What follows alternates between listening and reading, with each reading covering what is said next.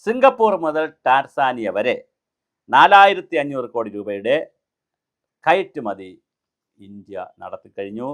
ലോകത്തെ ഞെട്ടിച്ചുകൊണ്ട് ഇന്ത്യയുടെ കയറ്റുമതി കുതിപ്പ്. അതോടൊപ്പം തന്നെ ഇറക്കുമതിയുടെ കിതപ്പുമുണ്ട്, അത് നമുക്ക് പറയാം. ഏഷ്യ മുതൽ ആഫ്രിക്കയും യൂറോപ്പും വരെ ഇന്ത്യൻ ഉൽപ്പന്നങ്ങൾക്ക് ലഭിക്കുന്ന സ്വീകാര്യത വർദ്ധിക്കുന്നത് രാജ്യത്തിൻ്റെ സാമ്പത്തിക ശക്തി ഉയരുന്നതിൻ്റെ വ്യക്തമായ സൂചനകളാണ്. ആഗോള സാമ്പത്തിക രംഗത്ത് അനിശ്ചിതത്വങ്ങൾ തുടരുന്നുണ്ട്. വലിയ അനിശ്ചിതത്വമാണ് ആഗോള തലത്തിൽ. ഇന്ത്യയുടെ കയറ്റുമതി അപ്പോഴും വളരെ ശക്തമായ വളർച്ചയാണ് രേഖപ്പെടുത്തുന്നത്. 2025 മെയ് മാസത്തിൽ ഇന്ത്യയുടെ ചരക്ക് കയറ്റുമതി ചരിത്രത്തിൽ ഏറ്റവും ഉയർന്ന മാസത്തിൻ്റെ നിലയിലെത്തി. ഇന്ത്യൻ ഉൽപ്പന്നങ്ങൾക്ക് ഏഷ്യ, ആഫ്രിക്ക, യൂറോപ്പ്, അമേരിക്കയിലേക്ക് വലിയ താല്പര്യമില്ല.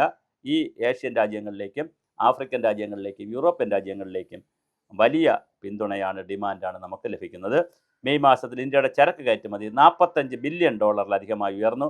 ഏകദേശം 4520 കോടി രൂപ കഴിഞ്ഞ വർഷത്തെ ഇതേ മാസത്തേക്കാൾ ശ്രദ്ധേയമായ വളർച്ചയാണ്. ഇത് ആഗോള വ്യാപാര വെല്ലുവിളികൾക്കിടയിലും ഇന്ത്യൻ നിർമ്മാണ മേഖലയുടെ വ്യവസായങ്ങളുടെയും മത്സരശേഷി വർദ്ധിപ്പിക്കുന്നതിൻ്റെയും സൂചനയാണ് ഈ നേട്ടം വിലയിരുത്തപ്പെടുന്നത്.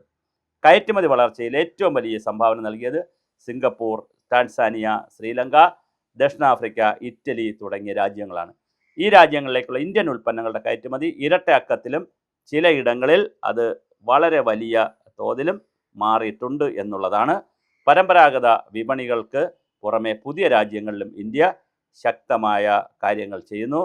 അതേസമയം പെട്രോളിയം ഉൽപ്പന്നങ്ങൾ, എഞ്ചിനീയറിംഗ് ഉൽപ്പന്നങ്ങൾ, ഇലക്ട്രോണിക്സ് ഉൽപ്പന്നങ്ങൾ, ഫാർമസ്യൂട്ടിക്കൽസ്, രാസവസ്തുക്കൾ, ജെംസ് ആൻഡ് ജ്വല്ലറി തുടങ്ങിയ മേഖലകളാണ് കയറ്റുമതി വളർച്ചയ്ക്ക് കരുത്താകുന്നത്. പ്രത്യേകിച്ച് എഞ്ചിനീയറിംഗ്, ഇലക്ട്രോണിക്സ് മേഖലകളിലെ മുന്നേറ്റം ഇന്ത്യ ആഗോള ഉൽപ്പാദന കേന്ദ്രമായി മാറിക്കൊണ്ടിരിക്കുന്നു. മേക്ക് ഇൻ ഇന്ത്യയ്ക്കൊക്കെ അതിനകത്ത് വലിയ സംഭാവനയുണ്ട്.